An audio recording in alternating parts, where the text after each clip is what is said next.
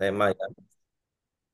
Tema di masih dalam rangka awal tahun juga tentang hidup yang arif, ya, hidup yang arif. Nah, saudara ada seorang mahasiswa, ya, namanya Adit, mahasiswa di universitas terkemuka. Tapi ia, walaupun ini studi itu ya, tapi dia lebih banyak menghabiskan waktunya main game atau ya berselancar di dunia media sosial daripada belajar atau melakukan hal-hal yang produktif lainnya. Ya, dia sering nunda-nunda tuh tugas kuliah dan dia selalu punya konsep ya nanti sajalah gitu ya, kerjain tugas nantilah, belajar nantilah, mau ujian nantilah persiapannya. Tapi yang namanya nanti itu nggak pernah datang, nggak pernah dilakukan gitu ya. Nah, satu malam ibunya menelpon bertanya, ini sudah mau ujian ini, ya. Sudah siap belum? Dan ibunya mendorong dia untuk serius belajar. Jadi, tapi dia terus aja terjebak di dalam rutinitasnya yang sia-sia, yang tidak produktif itu. Nah, hari demi hari berlalu, ujian pun sampai waktunya. Nah, si Adit mulai panik ya, karena nggak persiapan, nggak belajar gitu. Jadi harapannya apa? Harapan keberuntungan aja. Tapi waktu hasilnya keluar, si Adit harus eh, sedih ya, menghadapi kenyataan pahit. Dia fail, gagal dalam studi di semester itu. Ya. Dan selanjutnya di dalam hidupnya, dia pun kalau mau cari kerja susah, saudara. Karena dia akhirnya putus sekolah. Mau usaha pun dia berusaha bikin bisnis, tapi juga ngalami banyak kendala dan nggak berkembang. Jadi saudara banyak orang kira ya, menyia-nyiakan waktu itu nggak masalah gitu. Banyak orang kira itu ya yang penting mengharapkan keberuntungan aja lah untuk sukses.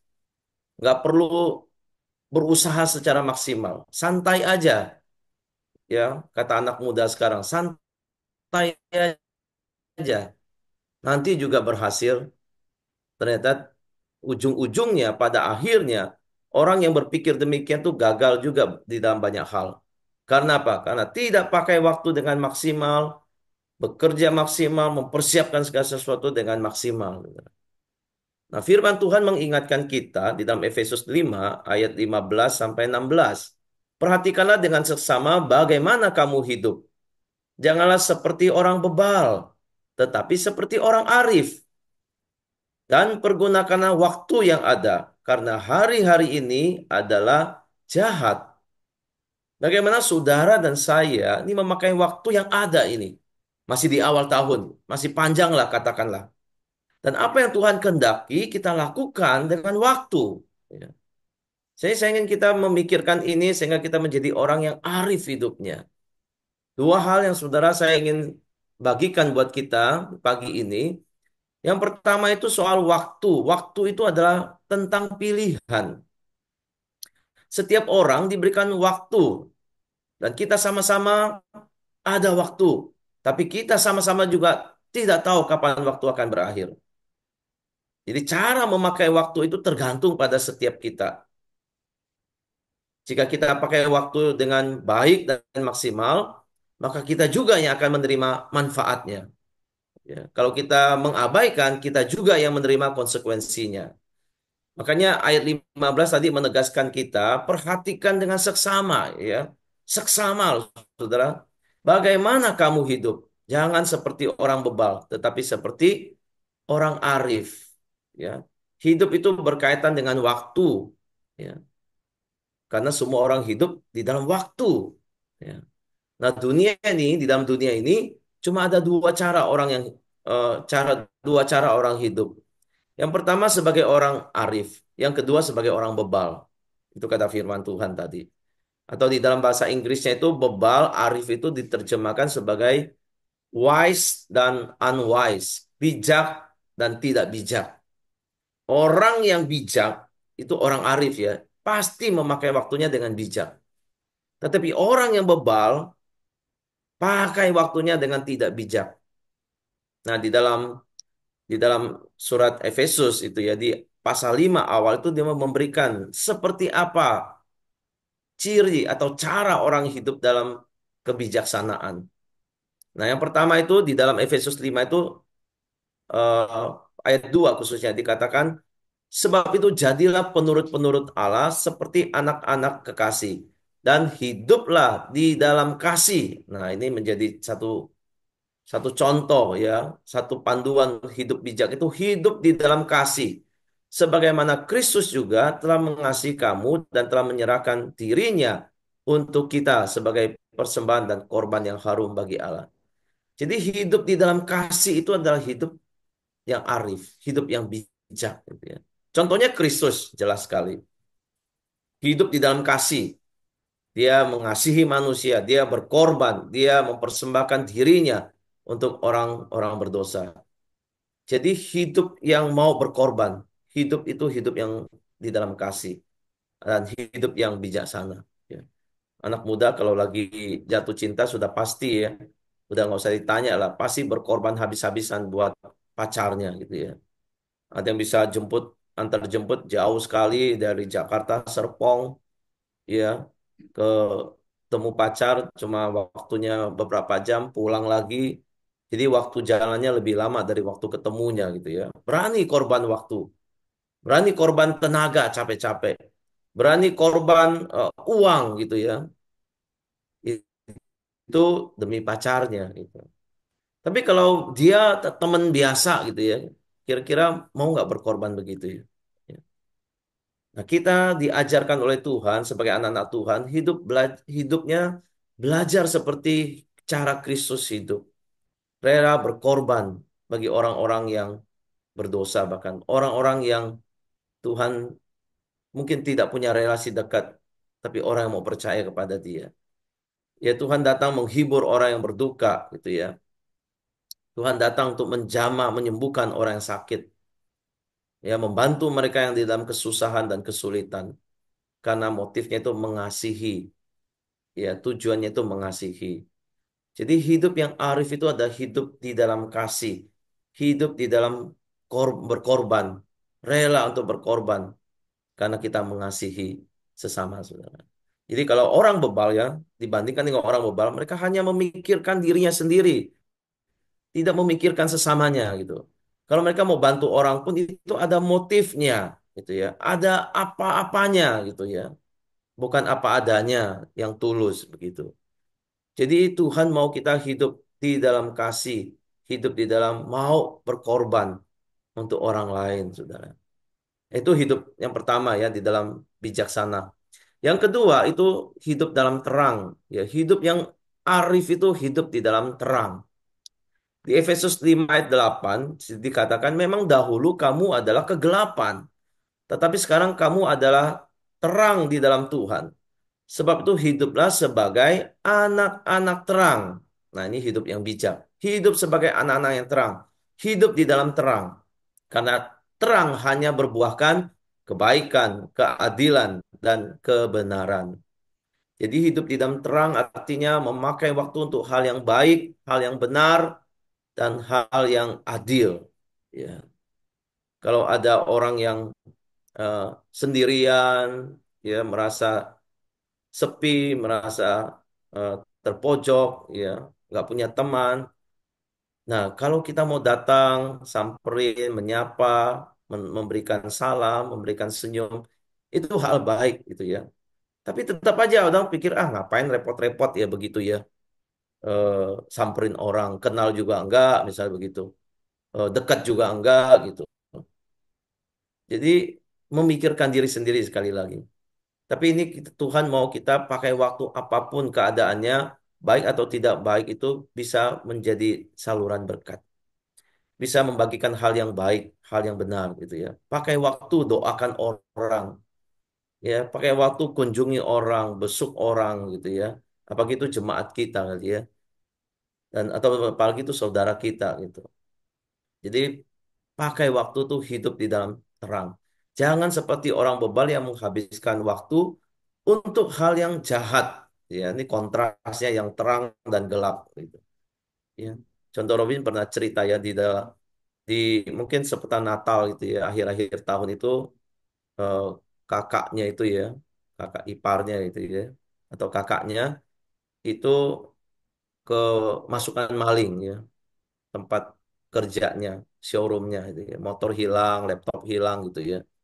Kejadiannya kan tengah malam, waktu itu dia cerita paginya begitu mau ke kantor mungkin ya mau kerja itu kelihatan pintu terbuka, eh, ruangan berantakan ya, yang hilang itu udah jelas.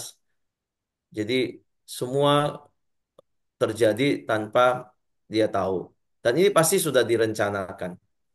Aksinya sudah direncanakan entah berapa minggu, berapa bulan, sudah mengamati, sudah merencanakan, menghabiskan waktu lah, pakai waktu, pikirkan strategi dan bagaimana eksekusinya, jam berapa, bagaimana caranya gitu.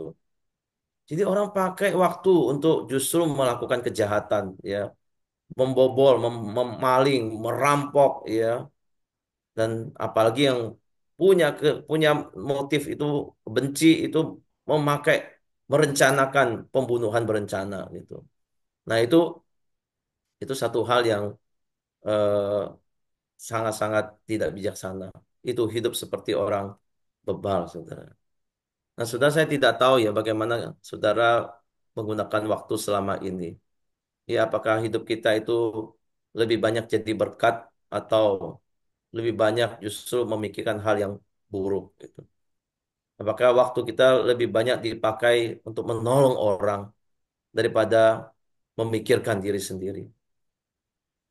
Apakah waktu kita itu lebih banyak dipakai untuk mendoakan orang atau mengabaikan orang-orang yang meskipun kita tahu dia sedang susah, saudara.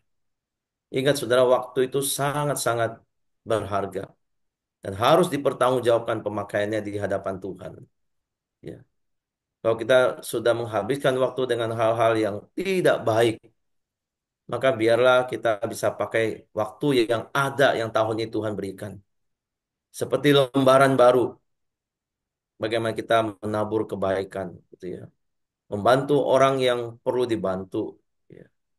Membantu orang yang di dalam kesusahan, membantu orang yang memerlukan uluran tangan, membantu orang yang sedang stres, ya. Membantu orang di dalam satu musibah tertentu. Ya. Tuhan mau kita hidup sebagai orang yang arif, maka pakai waktu yang ada dengan baik. Nah, hal yang kedua, saudara sekalian, waktu itu segera berlalu. Ya, waktu aset yang berharga, lebih berharga dari materi apapun yang ada di dalam dunia ini. Dan kita tidak pernah tahu berapa banyak banyak waktu yang kita miliki. Kalau uang habis bisa dicari. Tapi kalau waktu habis tidak bisa ditambah lagi. Makanya di ayat 16 dikatakan pergunakan waktu yang ada nih ya. Ada itu berarti sekarang itu masih milik kita. Karena hari-hari ini adalah jahat. Kata pergunakan di dalam bahasa Ibrani itu kan menebus, saudara. Menebus itu artinya ya pakailah dengan baik, dengan bijaksana, dengan efektif. Manfaatkan setiap momen yang baik dan lakukan ya yang baik yang sesuai dengan kehendak Tuhan. Waktu terus berjalan, terus bergerak. Saudara dan saya diam atau tidak, waktu terus melaju-maju. Ya. Waktu tidak pernah menunggu kita. Waktu kita ulang tahun, kita sering dinyanyikan lagu panjang umurnya gitu ya. Tapi secara logika waktunya makin pendek, saudara. Karena sudah lagi bertambah, dan sisanya itu pasti berkurang kan. Ya. Jadi orang yang kira waktunya banyak, maka waktunya itu seperti diboroskan ya. Dihambur-hamburkan untuk hal yang tidak produktif. Tapi orang yang sadar waktunya semakin sedikit, pasti akan memakai waktunya dengan baik. Karena kalau tidak, ini akan berlalu ya dan tidak akan kembali lagi. Gitu. Nah, kata waktu yang di ayat 16 tadi, pergunakanlah waktu di situ. Waktu di situ itu kairos ya dalam bahasa Yunani-nya. Itu menunjuk kepada peluang, kepada momen, kepada kesempatan. Gitu. Nah, di dalam mitologi Yunani, Dewa waktu itu kan digambarkan sosok yang punya sayap di kakinya. Jadi kalau udah kaki ada sayap lagi ya. Jadi gambarannya itu super cepat dia. Dia bukan hanya berlari ya, tapi dia berlari seperti sambil ada sayapnya itu sambil bisa terbang. Jadi cepat sekali, super cepat itu. Dan juga ada yang bilang bahwa kepalanya itu botak. Jadi ada sedikit rambut tapi di depan aja. Kalau mau tangkap dewa waktu itu harus cegat di depan gitu ya. Kalau tidak di hadapannya, lewat sedikit saja nggak bakal bisa nangkep deh. Karena dari belakang kan botak dan dia cepat sekali gitu. Jadi kesempatan tuh gambarannya tuh kalau mau tangkap itu yang di depan mata. Tapi nggak semua orang bisa melihat dan cepat-cepat memakainya, menangkapnya gitu. Ya kata Pak Hengki tadi itu momen dia pas dia pakai di semester-semester sebelumnya. Ada momen ngambil banyak kuliah, ngambil banyak. Karena ada saatnya juga nanti dia kesulitan mengambil banyak. Kira-kira begitu. Ya. Nah, eh, di salah satu renungan Rick Warren ya, dia bercerita tentang Bartimeus, si buta. Ya, dia tidak menyangka bahwa di hari itu Tuhan Yesus akan lewat di depan dia. Dia berpikir itu akan jadi hari yang biasa, tempat dia duduk yang sama, tempat dia minta tolong yang sama, dan situasinya juga akan sama. Tapi dia nggak menyangka tiba-tiba Yesus ada di sana hari itu. Bartimeus nggak punya waktu untuk mempersiapkan diri, memikirkan bagaimana dia harus meresponnya itu. Tiba-tiba kesempatan itu datang aja, ketemu Tuhan Yesus. Tuhan Yesus melewati dia. Dan dia memilih memanfaatkan momen itu sebaik-baiknya. Dia memutuskan untuk tidak buang-buang waktu, tidak tunda-tunda. Dia melakukan apa yang dia bisa lakukan. Dia teriak, dia minta tolong kepada Tuhan. Dan usahanya itu nggak sia-sia. Saat itu juga ya dia didengar Tuhan dan dia disembuhkan oleh Tuhan. Nah ini kunci saudara sekalian. Memulai sesuatu yang baru di dalam hidup kita. Apapun yang kita lakukan, lakukan sekarang. Momen itu ada sekarang. Jangan tunda. Jangan berkata, nantilah memulai sesuatu yang baru. Gitu ya. Atau bulan depanlah saya akan berubah. Ya. Besoklah itu baru saya prioritaskan. Besoklah atau minggu depanlah saya baru melayani. Saudara. Yang benar tuh sekarang gitu ya. Atau sama sekali tidak. Ambil peluang atau hilang peluang itu. Ya. Nah, saudara, ya kalau kita ditawarkan sesuatu yang kita kira itu seperti misalnya pelayanan hal yang baik, ambil peluang itu. Pelayanan sama-sama. Karena kita melihat Tuhan katakan ya, zaman ini bukan zaman yang semakin baik. Ya, hari-hari ini tuh jahat. Kejahatan itu bukan berkurang tapi makin merajalela. Tindakan amoral itu bukan menurun tapi makin meningkat. Perceraian itu bukannya berkurang tapi bertambah. Pornografi bukan hanya dikonsumsi orang dewasa tapi juga anak-anak sekolah dasar sekarang ini. Jadi hari-hari ini tuh jahat. Kita itu hidup di tengah-tengah dunia seperti itu. Waktu yang seperti itu. Bagaimana kita memakainya? Apa yang bisa kita lakukan dengan waktu? Jika jika ya waktu saudara itu sisa hari ini, ya, Musedi kemarin dalam pelatihan khotbah juga singgungnya. Kalau waktu saudara sisa hari ini, apa yang saudara lakukan? Apakah masih bermalas-malasan, masih cuma bersenang-senang di media sosial, gitu ya, atau menunda-nunda tugas, pelayanan, studi, gitu ya? Ya nanti saja gitu. Saudara ingat ya, waktu itu bukan di tangan kita. Hidup itu dikatakan Alkitab sangat singkat. Jangan biarkan dia hilang, lenyap, berlalu begitu saja tanpa ada artinya. Pergunakan waktu yang ada. Ya. Pergunakan waktu yang ada saat ini. Kalau kita mau belajar firman Tuhan, baca firman Tuhan hari ini.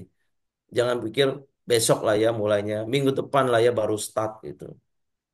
Kalau Tuhan sekali lagi percayakan kesempatan melayani, ambillah pelayananlah di gereja saat ini, sedini mungkin, biar hidup itu bisa jadi berkat dan sesuai dengan kehendak Tuhan. Itu ya. Hidup sebagai orang arif, bukan sebagai orang yang bebal. Waktu tahun ini pakai dengan baik. Lakukan hal yang baik benar yang mempermuliakan nama Tuhan. Kita percaya Tuhan akan memberkati orang yang memakai waktunya untuk hal-hal yang benar, hal-hal yang baik. Biar Tuhan memberkati kita sekalian. Mari kita berdoa. Bapak di